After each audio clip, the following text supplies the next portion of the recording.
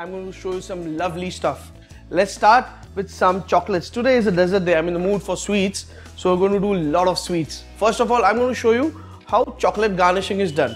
It looks beautiful and looks very complicated, but it isn't actually. What I've got here is I've got a white compound chocolate and I've got a dark compound chocolate. So two colors. What I'm going to do now is basically melt it a little in my microwave. If you don't have a microwave, you can always melt a chocolate on a double boiler, which means you have a pan of hot water. At the base, you keep another vessel on top and you melt it. But mind it, never heat chocolate directly on a gas or an open flame. So I'm going to do this in a micro.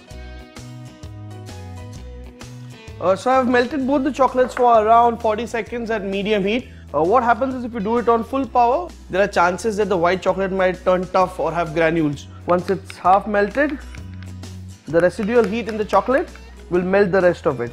And always remember, it's always difficult to melt white chocolate than dark chocolate because it solidifies very quickly. Same with the dark chocolate, and the whole of the chocolate is now melting with the residual heat in the chocolate. So this is what we are looking at, some nice shine in the chocolate.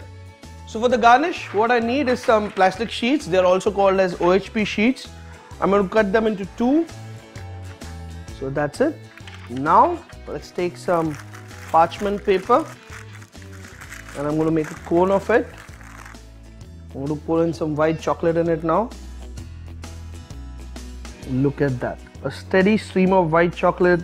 I'm going to fold the cone now. Just take the tip off the piping bag. That's it. You can have any design that you like. For example, this is one. This is two.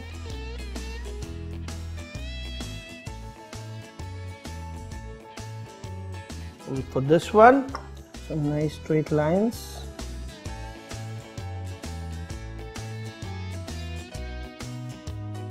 Now you can see as soon as I have poured my white chocolate, it's almost solidified, as in it's not dropping. So now you have to make sure that your dark chocolate that you're going to pour on it is not hot. Now why that? Because if it is hot, then it's going to melt down the white chocolate as well. So now I'm going to pour the dark chocolate over. Nice and even on all three. And look at the shine still, what I was talking to you about. I'm going to take a palette knife. I'm just going to spread this out a bit. I'm just spreading it evenly. So that's our first one. So let me lift this up, put it across here. Now you have to be slightly quick with this one before the chocolate solidifies. Look at that, even spreading, nice shine on the chocolate. Wow.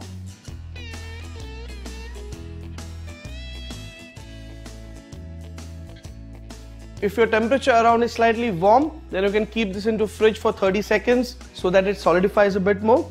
But if the temperature is nice, I mean not too warm, the chocolate will start holding right away, as you can see here. So let me just take this out once again. Now you can see that the chocolate has started solidifying. I'm going to cut lengthwise first and then into squares. Yeah, just be careful that you're not using a too sharp edged knife, otherwise what's going to happen is, see, end of the day this is a plastic sheet, so you don't want to cut through this. You can see clean lines here, which means your chocolate is separated, but if your knife is too sharp, then it's going to cut through the sheet. So while applying pressure as well, make sure that you're not cutting through the sheet, it's just the chocolate that is getting cut like this.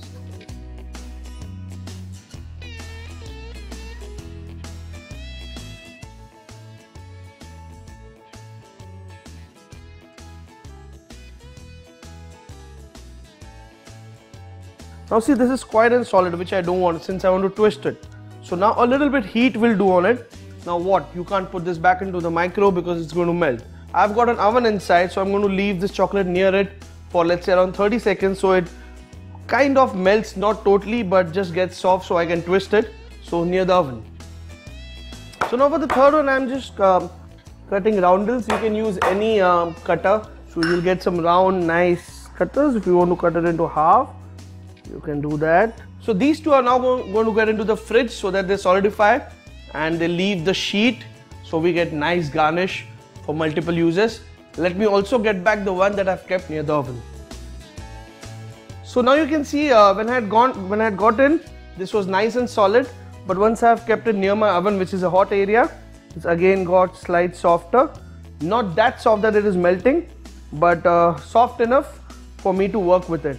Now I'm just going to twist it like this, lovely. So I've got a roll of it and I'm going to show you what happens when I take it out. Once again in the fridge for a couple of minutes, and let's see what happens after that. 2 sheets now are out of the fridge, and now is the time for some magic. So the sheet is out now and we have got some lovely chocolate garnish. Look at that. So that's our first garnish, and mind you, you can use even these because they look really random and nice on a cake. Non-conventional, totally. So that is the first one. So we have got the second garnish in triangles. That's the one. And now the third one is going to break slightly, don't mind. So this is out, and now look at that. So these are the twirls that I was looking for. So we have got 3 garnishes. We have got the curl here. We have got the semicircles and the roundels. And the third one I've got is triangles. So how simple it was. They've got multiple uses. You can use them on a cake, you can use them on a pudding, you can use them if you're making a tiramisu, cupcakes, you name it, and you can use this. Now what you need to do is, once they are done, keep them in a small airtight container like a plastic container, and they will stay good for 6 months in the fridge. You don't need to worry about. Whenever you need one, just pick and garnish your dessert. For now, they go back into the fridge.